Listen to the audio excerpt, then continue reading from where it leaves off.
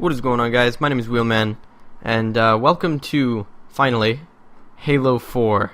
I know a game came out on Tuesday, I believe, and tonight when I'm recording this is Friday, and actually it's Saturday because it's like 1 a.m. But what you're watching right now is my very first game of matchmaking in Halo 4 ever. So, I did relatively well for it being my first game. I go on kind of a death streak at the beginning, but then I pick it up later on. I think I end up going like 15-6 or something like that. So not bad.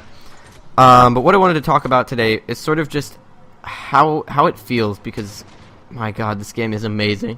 This game is so good, and I think 343, if I had to use a word to sort of encompass what they did with the game, is they really nailed like the feel of the game. Like the game feel here is so nice, and it feels polished and well done, and like they didn't leave anything out or forget anything or skimp on some things, or do anything that is evidence of having a restricted budget or anything like that. They went absolutely all out, and I think I share the sentiments of most people in saying that this game is incredible. So yeah, let's talk. I'm probably gonna do multiple parts. It's not gonna be like a full-blown series. It's just more than I can talk about in one video, I think. And I'm gonna start off with this as part one, as just the thing that struck me first. The thing about the game that struck me first and sort of in the most intense manner, and that's the audio. The sounds in this game are phenomenally done. They're so good, and I'll explain details and stuff in a minute, but all the audio work on this game is so nice, and I don't know if I can classify myself as quite like an audio nerd or whatever, or someone who's like really into like audio quality, but when something sounds good, it puts you that much more into the experience. And I totally get that with Halo 4. The sounds in this game are incredible. For instance, the assault rifle right here, what they did is they slowed it down, the fire rate. They slowed down the fire rate a lot, which contributes to that overall game feel. But also, they gave it like a really, when you fire the assault rifle, I mean, you really do feel like you're wielding something powerful this time. It's not the Halo 3 assault rifle that, if it were realistic, something that quiet would have to be like internally suppressed. Like they'd have to build a silencer into the thing. It's got this big, sort of sonically chunky sound. It's a very sort of whole sounding gun when you fire it, and it's really satisfying. Subsequently, not subsequently. As a result of that, it's really gratifying to shoot, and that's true with a bunch of weapons. Why I pick up the sniper here, I have no idea. I'm the worst sniper in history. I've said that before, but I figured I'd experiment. But the sniper here and the DMR are just two more examples of that, as well as the pistol that I just put down. The pistol has a sort of metallic clicking noise to it when you fire it, and at first I was kind of weirded out by that, but as I used the pistol more, I sort of warmed up to it. And it suits the Magnum. I like the way the Magnum was in Halo Reach, but this is a Magnum that's more suited to Halo 4, I think, and that's important because your sidearm, like a lot of people go, oh, it's just a pistol. Like your sidearm is something that you rely on, especially now with custom loadouts where your sidearm has to be a pistol, either the Human Magnum, Covenant plasma pistol, or the Promethean pistol. I forget what it's called. It's not called the Promethean pistol, but the Forerunner pistol.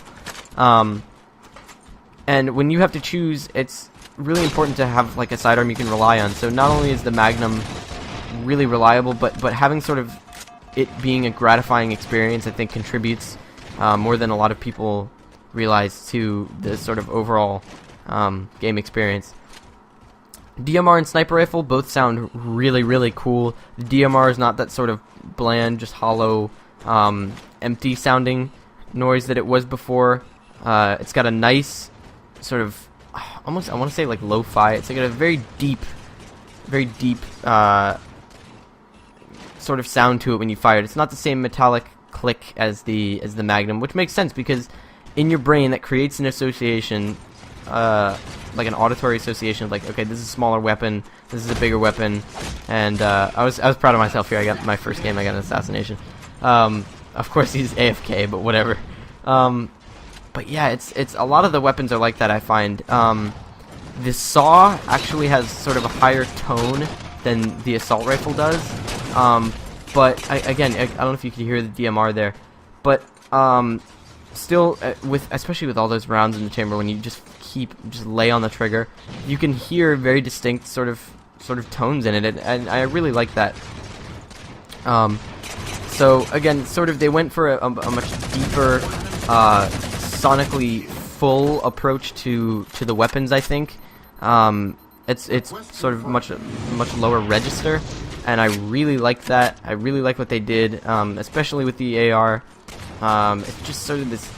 I mean, I don't want to repeat myself, but it's this low, deep sort of crunch sonically, and it's I don't know. It's crisp. It's there's not enough descriptive words for it, really. It's a all new sound to Halo, and I really enjoy what they did with it. So moving on from weapons for a second, vehicles. I'm sure the first thing that many of you noticed when hopping into the Warthog is, holy crap, what happened to the sound of the Warthog? What happened? Like, the Warthog sound has been the same since Halo 1, Halo CE. It's been sort of a very, like, diesel truck sounding affair, which makes sense because it's a big military Jeep and everything. You might expect it to sound something like that. 343 scrapped that. If you haven't played yet, or you haven't heard it yet, or something like that, you haven't really been paying attention, pay attention next time you go in game. 343 took that and threw it out the window, and I think what the decision they made regarding that is a great one, because what they chose instead are, I don't know if they're just like samples or actual real audio from like races mixed, but what it is basically a trophy truck. If you don't know what that is, it's a truck that's used for a certain kind of off-road circuit racing, and usually, okay, so like Baja, stuff like that, stuff in the desert, mud tracks, other stuff, but they have this very distinctive sort of higher pitch sound, even though they're trucks. They're relatively lightweight, and if you go on YouTube, well, obviously you're on YouTube right now, but if you go in the search bar, if you're curious, and look up just trophy truck, get a video with some okay audio quality, you'll be able to hear exactly what I'm talking about. That's what they modeled the Warthog after. That's what they chose. I think that was a really cool decision on their part. I really like the way the Warthog sounds. I really like the way everything sounds in this new game.